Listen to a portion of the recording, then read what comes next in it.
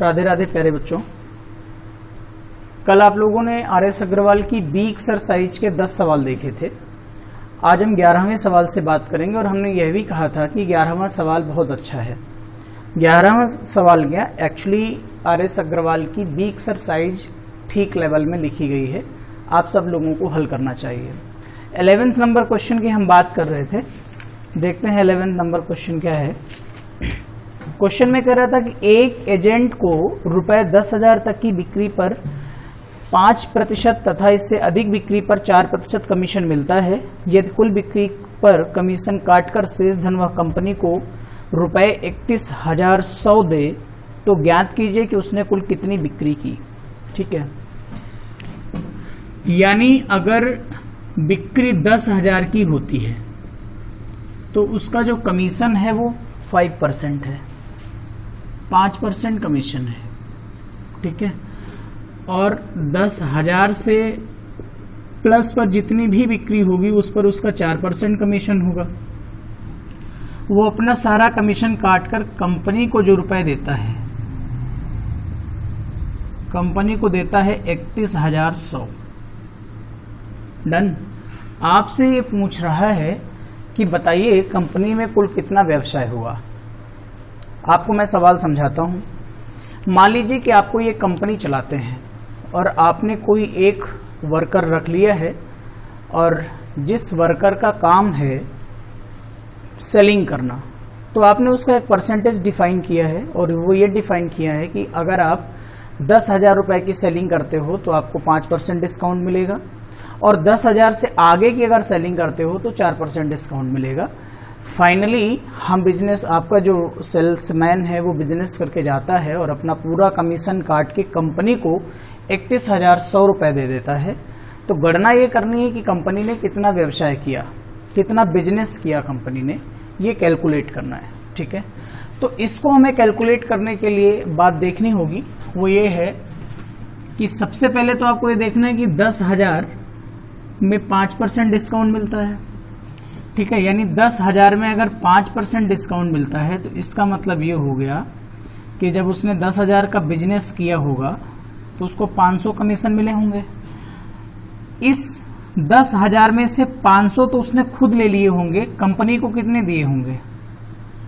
10,000 के कमीशन में 500 सेल्समैन का है तो कंपनी को कितने दिया होगा उसने? 9,500। तो इस 31,100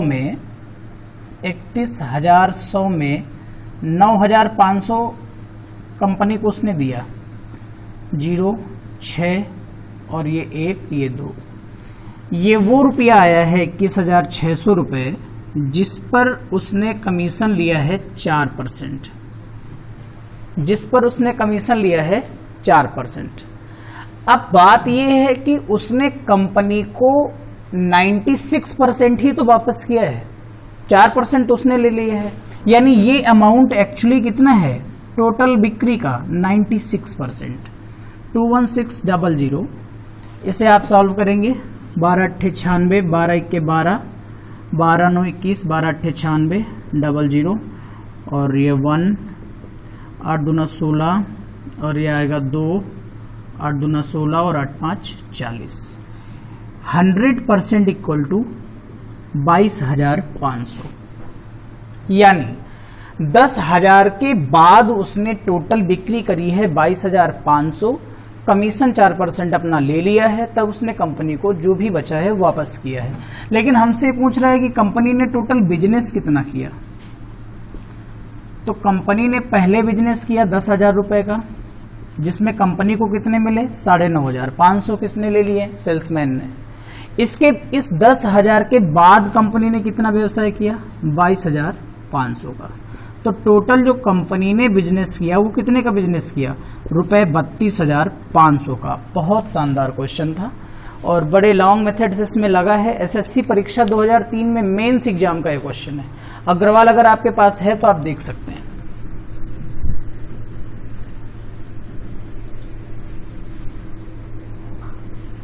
अगला क्वेश्चन है,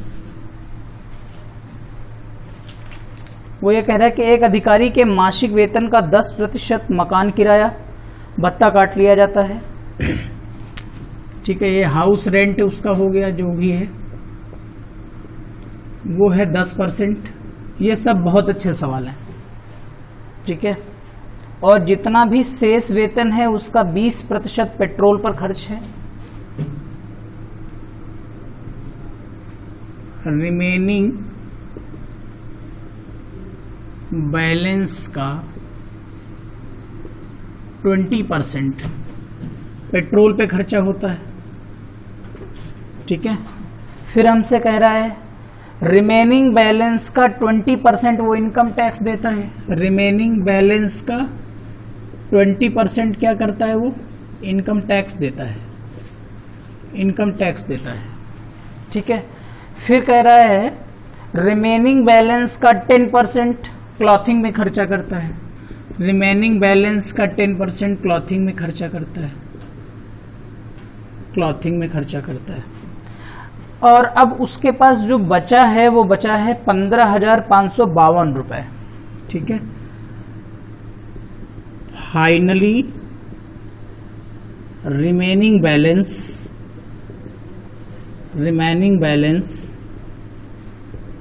15,552 रुपए। पूछ रहा है कि बताइए उस अधिकारी की सैलरी कितनी है। तो उसका मासिक वेतन, जी उसकी सैलरी कितनी है देख लीजिए। जो भी वो कमाता है उसका 10% पहले, सबसे पहले किराया देता है मकान का, या मकान का भत्ता देता है।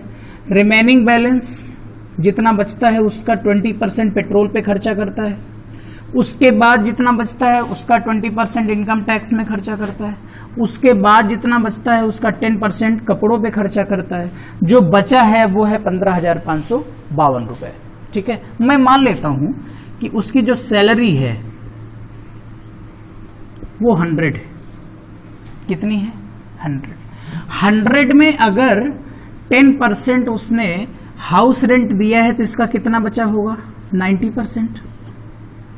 अब जितना ये बचा है उसमें अगर उसने 20% पेट्रोल पे खर्चा किया है तो अब कितना बचा होगा इसका? 80%। अब जितना बचा है उसका 20% उसने इनकम टैक्स दिया है तो अब कितना बचा होगा? 80%। अब उसने जितना बचा है उसका 10% क्लॉथिंग में खर्चा किया है, अब कितना बचा होगा?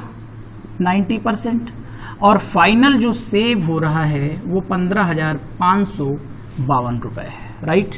इस 100 से ये 100 फिनिश हो जाएगा, इस 00 से ये 00 फिनिश हो जाएगा, इस 00 से ये 00 फिनिश हो जाएगा।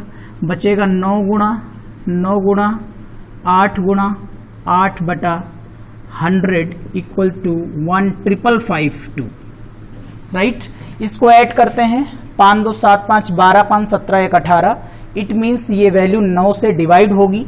हम इसे काटेंगे, 9 1 9, 9 1 9, यहाँ 6 बचेगा, 9 6 9 और 6 यहाँ 65 बनेगा, 9 7 63, 2 बनेगा, 9 दूनी 18 और ये 7 जाएगा, 9 8 72, 8 2 10 7 17 1 18। अब भी ये वैल्यू 9 से कटेगी, काटेंगे, 9 1 9 और यहाँ पे बचेगा 8, तो 9 9 81 और एक बचा 9 1 9, 9 1 10 11। अब ये वैल्यू 191 आई है, ठीक है। इसको आप देखिएगा 191 वैल्यू आई है कि नहीं आई है, इसको जरा चेक कर लीजिए। 9 1 9 8, 9 9 81, ये गलत हुआ था, 9 दूनी 18, ठीक है। अब ये 192 आया है, इधर 64 लिखा हुआ है, 64 इक्वल टू 100 इंटू 192। मेरे प्यारे बच्चों, आपको याद होना चाहिए 64 तिरको 192 होता है, ठीक है। 64 तिरको 192 होता है। तो इस तरह से हम इसको काट देंगे। फिजिक्स में प्लांक नियतांक की वैल्यू भी लगभग इसी तरह से 6.6 into 10 to the power minus 34 second होती है, जिसका 3 से गुणा करने पर 19.8 आता है। इसीलिए मुझे याद था कि 64 तिरको 192 होता है और वो आपको भी आना चाहिए। तो एक बराबर कितने का हो जाएगा? 300 का। आपने सैलरी फाइनली कितनी मानी थी? 100 मानी थी। अगर सैलरी 100 मानी थी प्यारे बच्चों, तो टोटल सैलरी उसकी कितनी बनेगी? 30,000। यही आपका आंसर होगा। आई थिंक आपको समझ में आया होगा। यह भी बहुत अच्छा सवाल था। देखते हैं अगला क्वेश्चन।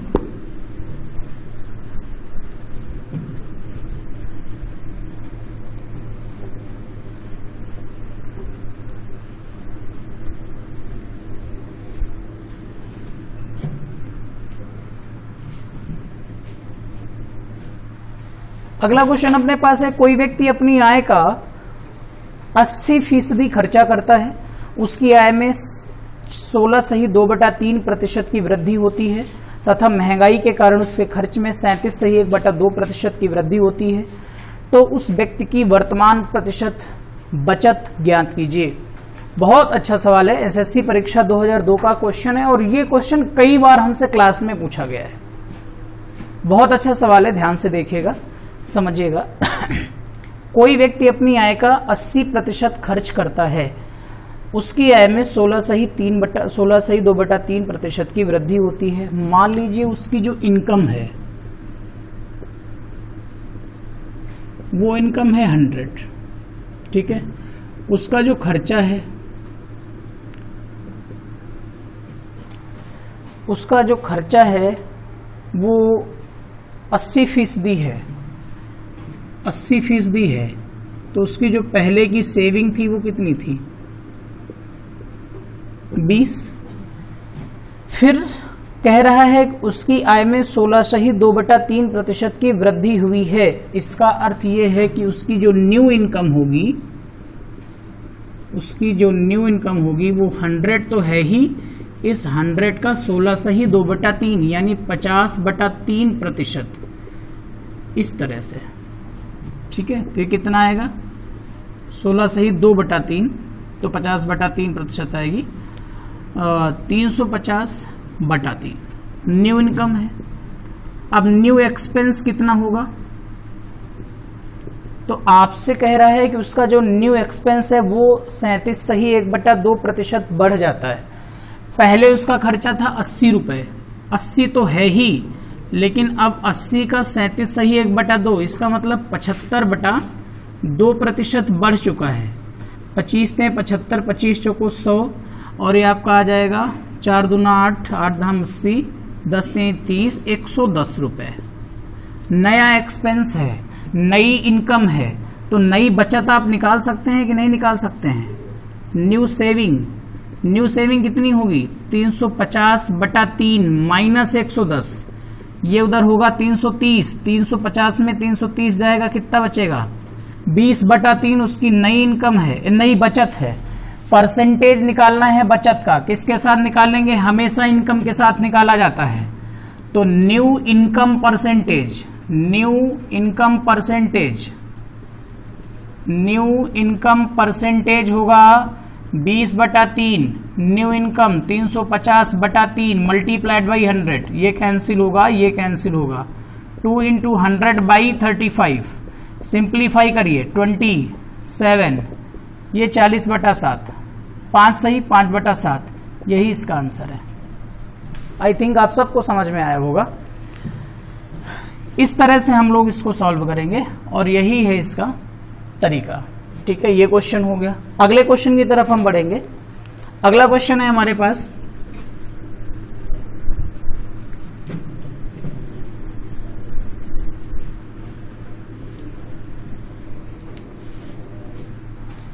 अगला क्वेश्चन कह रहा है कि एक गांव में पुरुष महिलाएं तथा बच्चे मेल, फीमेल और चिल्ड्रन का जो रेशियो है 11:9:5 है। क्लियर? 11:9:5 है। 80% पुरुष साक्षर हैं, 30% महिलाएं निरक्षर हैं, यानी लिटरेट और इलिटरेट, और 90% बच्चे जो हैं वो भी लिटरेट हैं। तो उस गांव का इलिटरेशन परसेंटेज क्या है? लिटरेशन नहीं, इलिटरेशन परसेंटेज क्या है? ठीक है, तो हमें पूरे सवाल को सबसे पहले इलिटरेशन में ले जाना होगा। जब हम इलिटरेशन में ले जाएंगे तभी तो इलिटरेशन का परसेंटेज आएगा। ठीक है, तो देखिए कह रहा है कि 80% पुरुष लिटरेट हैं। तो अगर 80% लिटरेट हैं तो इलिटरेट कितने हैं? 20%। 20% इलिटरेट। महिलाएं, जो महिलाएं हैं वो 30% इलिटरेट। 30% इलिटरेट। बच्चे 90% लिटरेट यानी 10% इलिटरेट। प्यारे बच्चों ध्यान से देखो, अगर हम इसका 20% निकालेंगे तो ये फ्रैक्शन बन जाएगा। इसका मैं अगर 30% निकालूंगा फ्रैक्शन बन जाएगा, इसका मैं अगर 10% निकालूंगा तो फ्रैक्शन बन जाएगा। सवाल में फ्रैक्शन ना बने और क्वेश्चंस को हम सॉल्व कर लें, इसके लिए हमें अलग से जीरो यहां पे इंक्रीज करना होगा। अब देखिए मेल कितने ऐसे हैं, 110 में से 20%, ये दोनों जीरो 100 से कटेंगे कि नहीं कटेंगे? 110 गुणा 20/100, 110 इंटू 20/100, नीचे 2 जीरो ऊपर 2 जीरो, फिनिश हो जाएंगे। क्या बचेगा? 11 गुणा 2 22। ऐसे ही इसको हल करेंगे, ये जीरो फिनिश हो जाएंगे। फीमेल कितने हैं इलिटरेट? 27। चिल्ड्रन कितने इलिटरेट हैं? मात्र और मात्र 5। तो total number of illiterate candidates कितने होंगे? 20 20 40, 2 42, 7 49, 5 54। क्लियर? कितने कैंडिडेट्स टोटल उस गांव में हैं? 110, 90, 200 और ये 250। 54 आउट ऑफ 250 मल्टीप्लाइड बाई 100। तो ये आपका क्या होगा? आपका इलिटरेट परसेंटेज उस गांव का आ जाएगा। ये कैंसिल करेंगे, 5 दूना 10, 5 25 और ये अप्रॉक्स आएगा 108/5। हल करेंगे, 5 दूना 10 और 5 1 5, 21 सही, 3/5% ऐसी पॉपुलेशन है उस गांव की जो इलिटरेट है। आज की क्लास को हम यहीं ख़त्म करते हैं। उम्मीद करते हैं कि आपको ये क्लास समझ में आई होगी, एनर्जेटिक रही होगी और इसे अगर आपने ठीक से समझा हो तो इस वीडियो को आगे भेज दीजिएगा, चैनल को सब्सक्राइब कर लीजिएगा। बहुत बहुत धन्यवाद।